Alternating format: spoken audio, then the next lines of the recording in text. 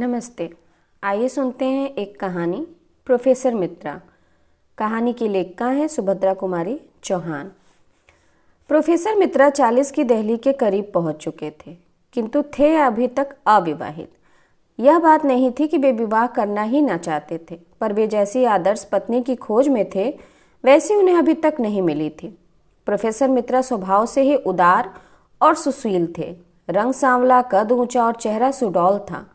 वे बहुत कम बोलते थे, स्वभाव के कुछ झक्की थे, पर थे आदमी अच्छे। कभी घंटों मेज पर हाथ की कोहनियां टिकाए गालों पर हाथ रखे वे विचार मग्न बैठे रहते थे, और कभी बातचीत करते करते कुछ ख्याल आ जाता तो वे बिना कुछ बोले ही बातचीत समाप्त करने के लिए उठ खड़े हो जाते थे। परंतु लड़के उन्हें चाहते थे और उनका आदर भी करते थे। वे फिलॉसफी के प्रोफेसर थे। सेकेंड ईयर के एक लड़के कांति किरण को वे बहुत चाहते थे। कांति किरण एक निर्धन परिवार का लड़का था। उसकी फीस और पढ़ाई का कुल खर्च प्रोफेसर मित्रा अपने पास से देते थे। कांति किरण सच्चरित्र, सुशील, तीक्ष्ण बुद्धि और मेधावी था।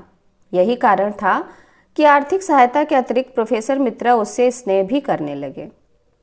प्रोफेसर मित्रा अविवाहित थे ही। शहर से हटकर उनका एक बड़ा सा बंगला था, जिसमें रहने वाला उनके अतिरिक्त और कोई न था। उन्होंने एक दिन कांति किरण से अपने बंगले पर ही रहने को कहा, और कांति किरण तब से उन्हीं के बंगले पर रहने लगा। इस प्रकार प्रोफेसर मित्रा ने अपने सूने जीवन में एक साथी का निर्माण कर लिया। गर्मी की लंबी छुट्टियों के बाद जब कॉलेज खुला तो नई भर्ती होने वाली लड़कियों में कांति किरण की भांति एक लड़की मृणाल भी प्रोफेसर मित्रा की अनुकंपा की पात्र बनी। यह मृणाल कौन थी कोई नहीं जानता था। मैट्रिक उसने कलकत्ता से ही पास किया था। अपनी विधवा माँ के साथ कुछ ही दिन हुए यहाँ आई थी। मृणाल की माँ निर्धन थी। यहीं के लड़कियों के मिडिल स्कूल में वह उप पाठिका होकर आई थी।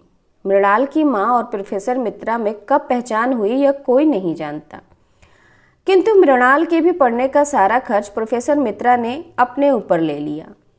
यही नहीं कि प्रोफेसर मित्रा केवल कांति किरण और मृणाल को ही आर्थिक सहायता देते हों, वे और भी बहुत से गरीब लड़कों को सहायता करते थे। बैंक में उनका कोई हिसाब न था। हर महीने की तनख्वाह उनके आवश्यक खर्च को निकाल कर इसी प्रकार निर्धन विद्यार्थियों की सहायता में उठ जाती थी। वे प्रायः कहा करते थे, हर महीने मुझे इतने रुपए मिलते हैं, मैं इन्हें इस प्रकार ना बांटूं तो क्या करूं? ना स्त्री ना बच्चे, रुपयों का संग्रह करके मैं करूंगा क्या? मृणाल की माँ को महीने में कुल 30 रुपए मिलते थे, जो दोनों माँ बेटी के लिए सम्मान के साथ रहने के लिए भी पर्याप्त नहीं थे। परंतु प्रोफेसर मित्रा की सहायता से उन्हें कभी किसी प्रकार का कष्ट का अनुभव ना होने दिया। सजातीय होने के कारण उनकी घनिष्ठता बहुत बढ़ गई। सप्ताह में एक बार प्रोफेसर मित्रा मृणाल की माँ से मिलने जाते, और मृणाल तो प्रायः रोज ही 1-2 घंटे प्रोफेसर मित्रा के यहाँ बिताती थी। मृणाल लॉजिक की, जिसे प्रोफेसर मित्रा ही पढ़ाते थे, बड़ी अच्छी छात्रा थी। प्रोफेसर मित्रा उससे बहुत खुश रहते थे। मृणाल अपनी माँ की पहली संतान थी। माँ बेटी का रिश्ता जाने बिना प्रायः लोग उन्हें बड़ी छोटी बहन समझते थे। मृणाल के जन्म के कुछ ही समय बाद मृणाल के पिता का देहांत हो गया था। तब से इसी प्रकार नौकरी और ट्यूशन करके मृणाल की माँ उसे इतनी बड़ी कर पाई है। अब उसे सबसे बड़ी चिंता मृणाल की विवाह की थी। जिस लड़की को उसने कष्ट से पढ़ा लिखा कर पाल पोस कर इतना बड़ा किया, उसे किसी सुयोग्य वर के हाथों सौंप कर ही वह निश्चिंत हो सकती थी। वह पढ़ा लिखा कुलीन वंश का और खाते पीते घर का हो, जिससे उसकी मृणाल सुखी रहे। यही मृणाल की माँ की कामना थी। निर्धनता का जो कटु अनुभव मृणाल की माँ को था वह भूलने के योग्य न था। उसी निर्धनता के दलदल में वह जानबूझकर अपनी बेटी को नहीं फंसाना चाहती थी। इसीलिए तो मृणाल 18 वर्ष की हो जाने पर भी अविवाहित थी। मृणाल की माँ को जब मालूम हुआ कि प्रोफेसर मित्रा अविवाहित हैं, तो वह सोचने लगी कि मृणाल और प्रोफेसर मित्रा की जोड़ी तो बुरी नहीं रहेगी। प्रोफेसर मित्रा की उम्र वैसे कुछ ज़्यादा भी नहीं है। इसके अतिरिक्त मेरी मृणाल रानी बनकर भी तो रहेगी। एक दिन मृणाल की माँ ने निश्चय किया वह प्रोफेसर मित्रा से उनके अविवाहित रहने का कारण पूछेंगी। उस दिन शाम को जब प्रोफेसर मित्रा आए तो उन्होंने साहस करके यह सवाल उठाया, मित्रा साहब, मैंने सुना है कि आपने अभी तक विवाह नहीं किया है। यदि आपको कोई अड़चन ना हो तो क्या मैं जान सकती हूँ कि इस संन्यास का क्या कारण है? प्रोफेसर मित्रा के सामने ऐसा सवाल भी इस घर में उनसे कभी होगा वह ना जानते थे। बोले, मैंने आज तक विवाह की ओर ध्यान ही नहीं दिया। क्यों नहीं दिया कह नहीं सकता। अब तक नहीं दिया तो अब तो ध्यान देना चाहिए। शाम को लौटकर जाते हो तो क्या वीरान सा घर आपको अच्छा लगता है? प्रोफेसर मित्रा ने हंसकर बोला, नहीं, घर तो वीरान नहीं रहता, कांति किरण रहता है, अक्सर मृणाल आ जाती है, फिर नौकर चाकर भी तो रहते हैं। मृणाल की माँ तनिक हंसकर बोली, नौकर चाकरों से कहीं घर आबाद हुआ है? और कांति किरण का क्या? उसकी पढ़ाई खत्म हुई 2 महीने बाद अपने घर चला जाएगा। मित्रा साहब हंसकर बोले, मृणाल तो रहेगी। मृणाल की माँ जरा गंभीर होकर बोली, हाँ, मृणाल तो रहेगी, पर ऐसे रहने से क्या होता है? मैं मृणाल के लिए ही कह रही हूँ। अब मृणाल के साथ गृहस्थी बसाओ, मैं भी उसके हाथ पीले करके निश्चिंत हो जाऊं। प्रोफेसर मित्रा चौंक पड़े, मृणाल के साथ गृहस्थी बसाऊं? मृणाल तो बच्ची है, मैंने उसे सहायता दी है, तो क्या उसका पुरस्कार भी मुझे लेना पड़ेगा? प्रकट में बोले, छोटा था तभी माताजी नहीं रही, 20 साल का भी ना हो पाया था कि पिताजी भी संसार छोड़कर चले गए। कोई सुनने वाला था ही नहीं। ना तो विवाह के विषय में कभी सोचा, ना सोचने का समय मिला। आज 18 साल से यूं ही एकाकी जीवन बिता रहा हूँ। जीवन में किसी भी प्रकार का असंतोष नहीं है। अब इस उम्र में शादी करूं? अब तो बूढ़े होने में अधिक देर ना है। मृणाल की माँ बोली, यही तो शादी की उम्र है, बचपन की शादी किस काम की? और हाँ मित्रा साहब, तुमने मुझे माँ कहकर सम्मान दिया है, अब उस सम्मान की रक्षा भी तुम्ही को करनी पड़ेगी। मेरी मृणाल को तुम देखते रहे हो, बुरी लड़की नहीं है। चाल ढाल, बात व्यवहार, रंग रूप में किसी सुंदर से सुंदर लड़की के सामने खड़ा कर दो तो कुछ ज्यादा ही रहेगी, कम नहीं। यदि तुम मुझसे विवाह करने का आश्वासन दे दो तो मेरी बड़ी चिंता दूर हो जाए। प्रोफेसर मित्रा गहरी चिंता में डूब गए। कल्पना की आंखों से बालिका मृणाल को गृहिणी मृणाल के रूप में उन्होंने अपने घर में घूमते हुए देखा। नौकरों से वह ठोक ढंग से काम ले रही है। घर में कोई अव्यवस्था नहीं है, सभी काम सुचारू रूप से हो रहे हैं। प्रोफेसर मित्रा को अब घर के किसी भी काम की ओर ध्यान देने की जरूरत नहीं रहती।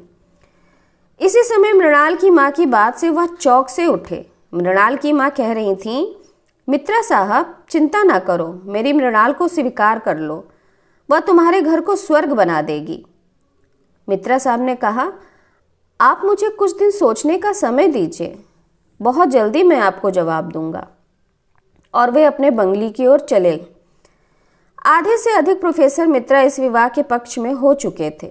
घर आए, देखा ड्राइंग रूम में मृणाल कांति किरण से कुछ बातें कर रही है।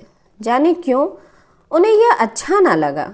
आज यह पहला ही अवसर ना था कि उन्होंने कांति किरण और मृणाल को बातें करते देखा हो। बहुत बार देखा था, परंतु इस ओर उन्होंने कभी ध्यान ही ना दिया था। आज उन्हें दोनों को बातें करते देखकर दुख सा हुआ। उनके चेहरे पर कुछ मलिनता आ गई। मृणाल उन्हें देखती हुई बोली, प्रोफेसर साहब, मैं बड़ी देर से आपकी प्रतीक्षा कर रही हूँ, मुझे आपसे कुछ पूछना है। और कुर्सी खिसकाकर वह प्रोफेसर साहब के बहुत करीब बैठ गई। प्रोफेसर साहब का जी आज पढ़ाने में नहीं लग रहा था। यह मृणाल ने ध्यान से देखा। वह बोली, आपकी तबीयत कुछ खराब जान पड़ती है, आप उदास हैं। रहने दीजिए, मैं कल पढ़ लूँगी, आप आराम कीजिए। प्रोफेसर मित्रा मृणाल को अपने पास से इतनी जल्दी ना जाने देना चाहते थे। मृणाल को वे पहले ही बहुत ज़्यादा चाहते थे। फिर आज उनकी माँ ने विवाह का प्रस्ताव छेड़कर मृणाल के प्रति उनकी सारी कोमल भावनाओं को जागृत कर दिया। वे बोले, पढ़ो मत, कुछ देर पास बैठो मृणाल।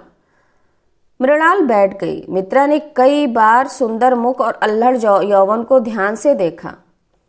उन्होंने निश्चय किया कि इससे ही विवाह करूंगा। मैं जिस आदर्श रमणी को खोज रहा था वह मृणाल ही है।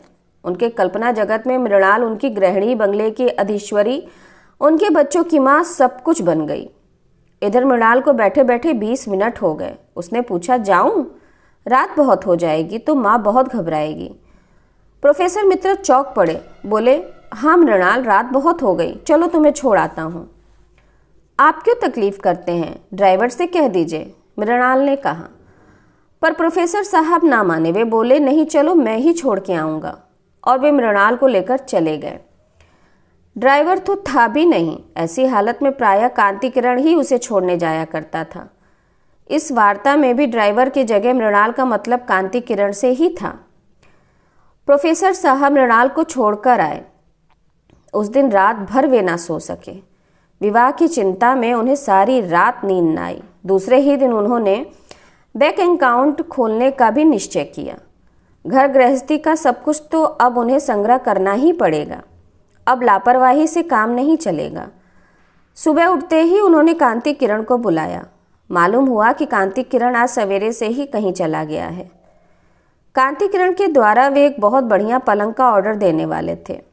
मृणाल के लायक उनकी समझ में उनके घर में कोई भी सामान नहीं था। सभी सामान ठीक और अच्छा बनवा कर रखना पड़ेगा। अकेले आदमी की बात और होती है, गृहस्थ की और। इसी चिंता में सुबह का भी सारा समय बीत गया। कॉलेज जाने का समय हो गया। उन्होंने भोजन किया, सोफर से कार निकलवाई। उन्होंने सोचा कि पहले मृणाल के घर जाकर उसकी माँ को विवाह के विषय में अपनी स्वीकृति की सूचना दे दें और फिर कॉलेज जाएं। विवाह करना ही है तो देर क्यों, क्या फ़ायदा। वे कार स्टार्ट कर ही रहे थे कि एक साइकिल सवार आ उपस्थित हुआ और उसने एक लिफाफा प्रोफेसर साहब को दिया। पत्र में लिखा था, माननीय प्रोफेसर साहब, हम दोनों यानी मैं और मृणाल अंतरजातीय विवाह के नियमों के अनुसार आज विवाह सूत्र में बनने जा रहे हैं। विवाह की रजिस्ट्री के लिए हमें आज कचहरी जाना पड़ेगा। अतएव हम दोनों आज कॉलेज ना आ सकेंगे, क्षमा कीजिएगा। हम हैं आपके आशीर्वाद के अभिलाषी, कांति किरण, मृणाल। पत्र पढ़कर एक फीकी हंसी के साथ प्रोफेसर मित्रा ने अपनी कार कॉलेज की ओर बढ़ा दी। तो आप सुन रहे थे प्रोफेसर मित्रा। कहानी की लेखिका थी सुभद्रा कुमारी चौहान।